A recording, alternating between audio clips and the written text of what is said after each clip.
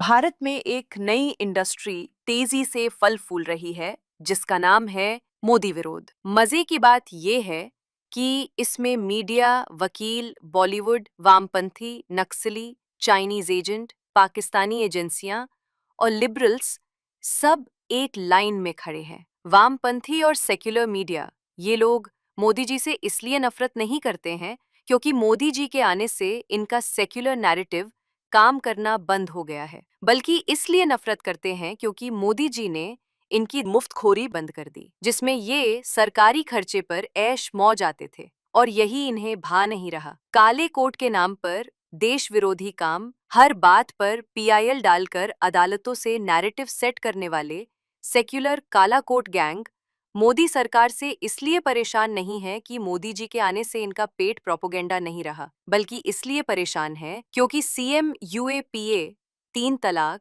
और 370 के खिलाफ कोर्ट जाकर कुछ हासिल नहीं कर पाए। लिबरल गैंग और फ्रीडम ऑफ स्पीच के नाम पर आज़ादी आज़ादी और अफजल हम शर्मिंदा है नारों को सपोर्ट करने वाले मोदी जी से इसलिए परेशान नहीं है कि कश्मीर में पत्थरबाजी और अलगाववादी की आग नहीं थी, बल्कि इनके दुख की वजह यह है कि मोदी सरकार फ्रीडम ऑफ स्पीच के नाम पर फर्जी नैरेटिव और देशद्रोही टिप्पणी करने वालों पर सख्त एक्शन लेने लगी है। हैरानी की बात यह है कि इस समय देश के कट्टरपंथियों की सबसे बड़ी तकलीफ ये नहीं है कि मोदी सरकार सत्ता में है, बल्कि 3 तलाक, धर्मांतरण जैसे मुद्दों पर मोदी सरकार के कड़े रुख के आगे उनकी उनकी दुकान बंद पड़ने लगी है। आज पाकिस्तान मोदी से इसलिए नफरत नहीं करता है कि मोदी ने उसे विश्व पटल पर एक्सपोज कर दिया और उसका दाना पानी बंद कर दिया, बल्कि पाकिस्तान इसलिए बौखलाया हुआ है कि अब उसके पाले गए आतंकी अब उसी के मान में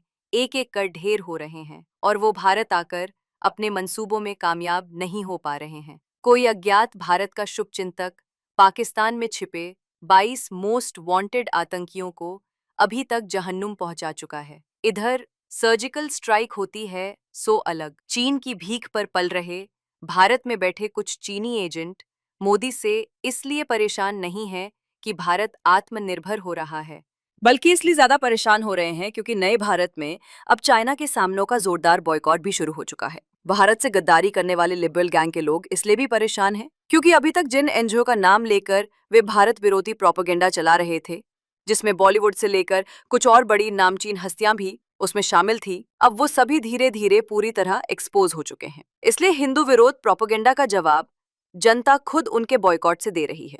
नक्सली अधिकार के नाम पर हथियार से हिंसा फैलाने वाला ये वर्ग भी मोदी जी से इसलिए नफरत नहीं करता कि उनकी जड़ें उखड़ रही हैं, बल्कि इसलिए क्योंकि ये लोग गरीब आदमी को अपना शिकार नहीं बना पा रहे हैं। मौजूदा हालात में विपक्ष की स्थिति बेहद विचित्र सी हो गई है।